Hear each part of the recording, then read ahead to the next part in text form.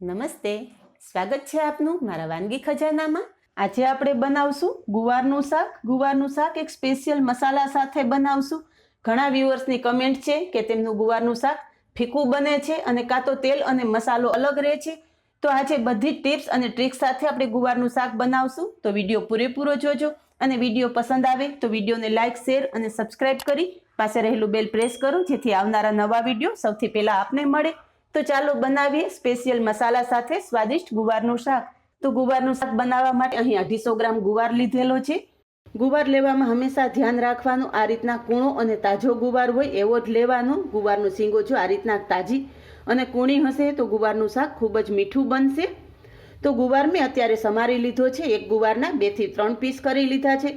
જો તમે ઈચ્છો તો ગુવારના આથી નાના પીસ કરી શકો છો। શાક બનાવતા પહેલા એક મસાલો તૈયાર કરી લઈએ। મસાલા માટે અહીંયા આપણે ખાંડણીમાં 5 કળી લસણ લેશું। લસણ જો તમને પસંદ ના હોય તો સ્કીપ કરી શકો છો અને વધારવું હોય તો વધારી શકો છો। તો મેં અત્યારે 5 કળી લસણ લીધી છે। તો ખાંડણીમાં આપણે ખાંડી લેશું। ખાંડી લીધું છે। ખાંડેલું લસણ આપણે એક વાસણમાં કાઢી લેશું। હવે એ જ ખાંડણીમાં આપણે પાપડી ગાંઠિયા લીધેલા છે એ ખાંડી લેશું। જો તમારી પાસે પાપડી ગાંઠિયા ના હોય તો તમે ભાવનગરી ગાંઠિયા કે તીખા ગાંઠિયા લઈ શકો છો અને ગાંઠિયા ન હોય તો ચણાનો લોટ પણ નાખી શકો છો। આ ગાંઠિયાથી શાકનો સ્વાદ ખૂબ જ સરસ આવે છે। તો ગાંઠિયા પણ ખાંડણીથી ખાંડી લેશું। ગાંઠિયાને મિક્સરમાં નથી પીસવાના। જો મિક્સરમાં પીસશો તો ગાંઠિયાનું તેલ અલગ પડી જશે। ગાંઠિયા ખાંડી લીધા છે। તમે જોઈ શકો છો કે ગાંઠિયાનો બારીક પાવડર નહીં કરતા આ રીતના રફલી ખાંડેલા છે। તો ગાંઠિયા પણ જે લસણ કાઢેલું છે એ જ વાસણમાં કાઢી લેશું।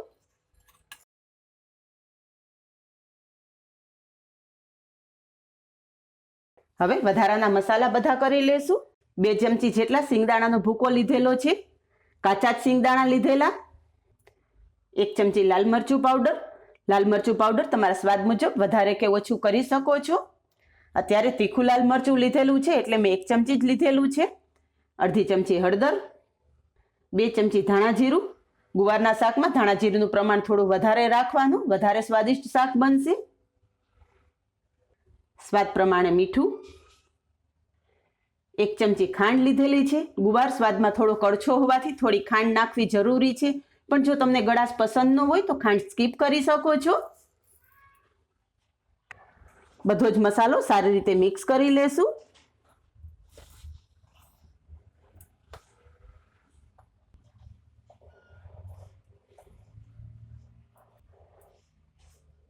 તો ગુવારના શાક માટેનો એક સ્પેશિયલ મસાલો તૈયાર થઈ ગયો છે। જો તમારે આ મસાલો સ્ટોર કરવો હોય તો લસણ નહીં નાખવાનું। લસણ નાખ્યા વગર તમે આ મસાલો મિક્સ કરીને રાખી શકો છો અને કોઈ પણ શાકમાં તમે ઇન્સ્ટન્ટ ઉપયોગમાં લઈ શકો છો। આજે ગુવારનું શાક એક સ્પેશિયલ રીતે બનાવશું તો મસાલો પણ આપણે સ્પેશિયલ બનાવેલો છે। તો ચાલો હવે બનાવીએ ગુવારનું શાક। શાક આજે આપણે કુકરમાં જ બનાવશું। કુકરમાં 3 ચમચા તેલ મૂકશું। ગુવારના શાકમાં તેલ અને મસાલાનું પ્રમાણ થોડું ચડિયાતું રાખશું તો ખૂબ જ સરસ શાક બનશે।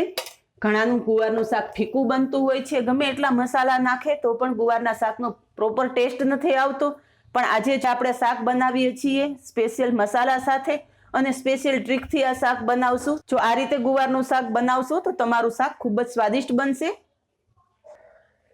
શાકનું તેલ ગરમ થાય ત્યાં સુધીમાં આપણે પહેલા તો મરચાં તળી લેશું, એટલે મરચાંમાં કાપો કરી લેશું। અત્યારે મેં 4 મરચાં લીધેલા છે તો મરચાંમાં આ રીતે ઊભો કાપો કરી લેશું।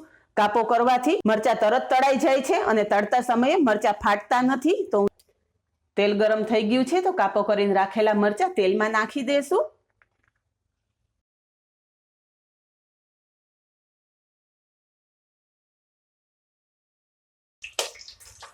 આ રીતે શાકના તેલમાં મરચાં તળવાથી 2 ફાયદો થાય છે। એક તો તમારે સંભારા માટે મરચાં તળવા માટે અલગથી તેલ નથી મૂકવું પડતું અને મરચાંની તીખાશ શાકના તેલમાં આવી જતા શાકનો સ્વાદ પણ ખૂબ જ સરસ આવશે।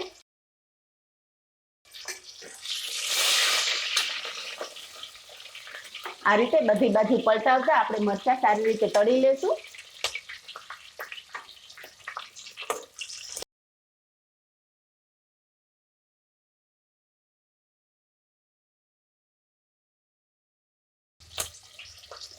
મરચાં બધા સારી રીતે તળાઈ ગયા છે તો પ્લેટમાં કાઢી લેશું।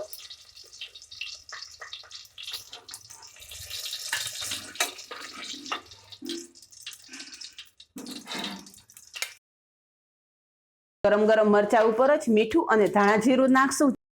ઘણા લોકો એકલું મીઠું નાખીને તળેલા મરચા ખાય છે, પણ થોડું ધાણા જીરું નાખવાથી મરચા ખૂબ જ સરસ લાગે છે. તેલ ગરમ જ છે તો અડધી ચમચી રાઈ અને જીરું નાખશું. રાઈ જીરું સારી રીતે કકડી ગયા છે તો ચપટી હિંગ નાખશું. એક મીડિયમ સાઈઝનું ટમેટું સમારેલું છે તો ટમેટું તેલમાં નાખી દેશું અને તરત જ ઢાંકણ ઢાંકી દેશું જેથી વઘાર બહાર ના ઉડે.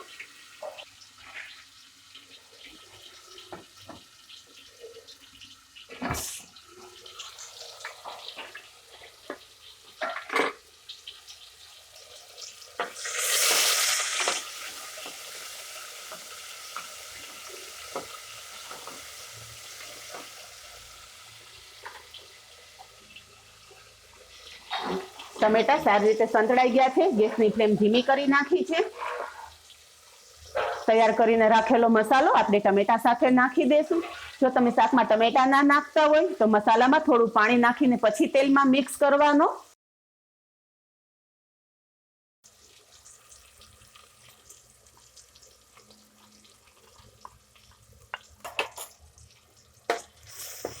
બધો જ મસાલો તેલ સાથે સારી રીતે મિક્સ કરી લેશું.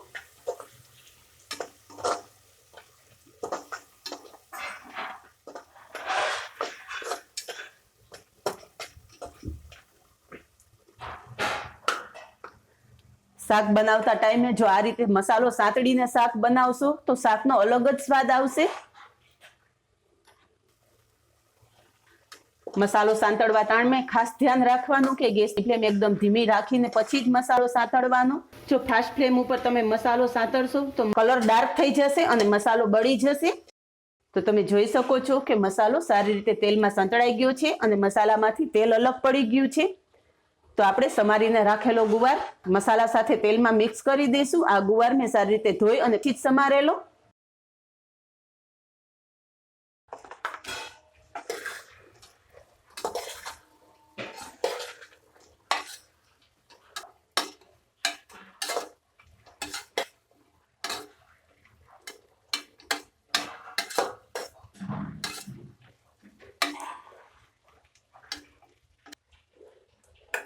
ગુવારને મસાલા સાથે સારી રીતે મિક્સ કરી દીધો છે, પણ શાકમાં પાણી નાખવાની બિલકુલ ઉતાવળ કરવાની નથી. ગુવારને મસાલા સાથે સારી રીતે સંતળાવા દેવાનો છે. જ્યારે મસાલો અને ગુવારમાં તેલ અલગ પડે તે પછી જ આપણે પાણી નાખશું. ઘણી જગ્યાએ તમે શાક જોયું હશે કે શાકનું તેલ અને પાણી અલગ હોય, શાકનો પ્રોપર કલર જ આવેલો ન હોય. તો જો તમે આ રીતે શાક બનાવશો તો તમારા શાકમાં તેલ અને પાણી બિલકુલ અલગ નહીં દેખાય. હવે તમે જોઈ શકો છો કે આપણો ગુવાર મસાલા સાથે સારી રીતે સેટ થઈ ગયો છે. હવે શાકમાં પાણી નાખશું. તો ચમચામાં થોડો મસાલો રહેલો છે તો હું ચમચા ઉપર જ પાણી નાખી અને શાકમાં પાણી એડ કરું છું. અત્યારે હું અડધાથી પોણા ગ્લાસ જેટલું પાણી નાખું છું. ગુવારને ચડવામાં થોડી વાર લાગે છે એટલે પાણીનું પ્રમાણ થોડું વધારે રાખવાનું. અને જો તમારું ગુવાર હાર્ડ હોય અને 4 થી 5 સીટીમાં પણ ના ચડે તો થોડો કુકિંગ સોડા નાખી શકો છો. કુકિંગ સોડા એક ચપટી જેટલો જ નાખવાનો, વધારે નહીં નાખવાનો. હવે આપણે ગુવારમાં પાણી નાખી દીધું છે. ઢાંકણ ઢાંકી અને 5 સીટી થવા દેશું. ગેસની ફ્લેમ મીડિયમ રાખીને જ આપણે શાક બનાવવાનું છે. ફાસ્ટ ફ્લેમે શાક બનાવશો તો કુકરમાં સીટી તો ફટાફટ વાગી જશે પણ શાક અંદરથી કાચું રહેશે. એટલે મીડિયમ ફ્લેમ ઉપર જ શાક બનાવવાનું. તો કુકરનું ઢાંકણ ઢાંકી દીધું છે. આપણે 5 સીટી થવા દેશું. કુકરમાં 5 સીટી થઈ ગઈ છે. જોઈ લઈએ. વાહ, શાકનો કલર જુઓ. શાકનો કલર જોઈને જ શાક ખાવાની ઈચ્છા થઈ જાય એવો કલર આવેલો છે ને. અને શાક ખૂબ જ સરસ બફાઈ પણ ગયું છે. તો શાક સર્વ કરશું.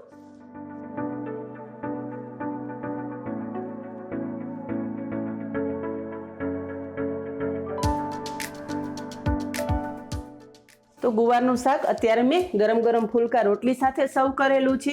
ગુવારનું શાક રોટલા કે ભાખરી સાથે પણ ખૂબ જ સરસ લાગે છે. સાથે તળેલા મરચા, આમળાનો મુરબ્બો.